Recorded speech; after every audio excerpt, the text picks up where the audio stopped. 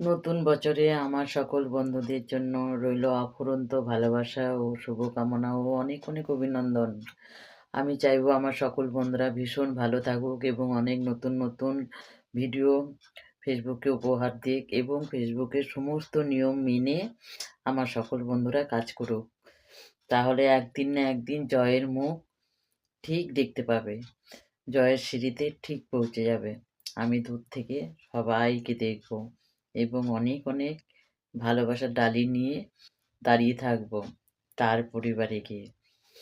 আমার সবসময় সবার জন্য অনেক অনেক ভালোবাসা থাকবে।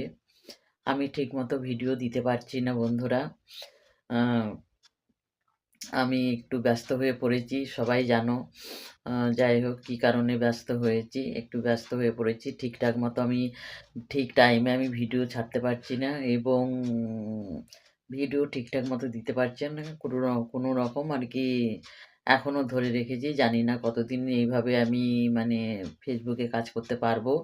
উম তবে আমার ভালোবাসা কিন্তু আমার সকল বন্ধুদের জন্য কিন্তু সবসময় থাকবে অফুরন্ত ভালোবাসা। যতদিন আমি ফেসবুকে থাকবো, থাকি বা না থাকি আমার ফেসবুকের সমস্ত বন্ধুদের জন্য ভালোবাসা সবসময় থাকবে এবং সবার জন্য প্রার্থনা করি ঈশ্বরের কাছে সকল বন্ধুরা যেন ভীষণ ভালো থাকে, তাদের সমস্ত স্বপ্ন যেন সত্যি হয় এবং খুব আনন্দে তার আপনজনের দের সাথে যেন জীবন কাটাতে পারে। আর এই বছরটা যেন সকল বন্ধুদের ভীষণ ভালো কাটে। এটাই হচ্ছে আমার ঈশ্বরের কাছে একমাত্র চাওয়া। আমার নাড়ুগোপালকে আশীর্বাদ করো সবাই। আমার নাড়ুগোপাল যেন ভালো থাকে, সুস্থ থাকে। তোমাদের জন্য অনেক অনেক ভালোবাসা সবসময় থাকবে। বারবার বলছি বন্ধুরা। তবে আমি সবার পরিবারে যেতে পারছি না। আমি কখনো সময় পাচ্ছি না। আবার যখন আমি সময় পাচ্ছি, আমি বন্ধুদের পরিবারে হয়তো যাচ্ছি। হয়তো একভাবে আমি ফোনেতে কাজ করছি। পরে দেখা যাচ্ছে সন্ধ্যের পর আর কারোর পরিবারে আমি যেতে পারলাম না। কমেন্টগুলো খেয়ে যাচ্ছি। এইভাবে কোনো রকম চলছে।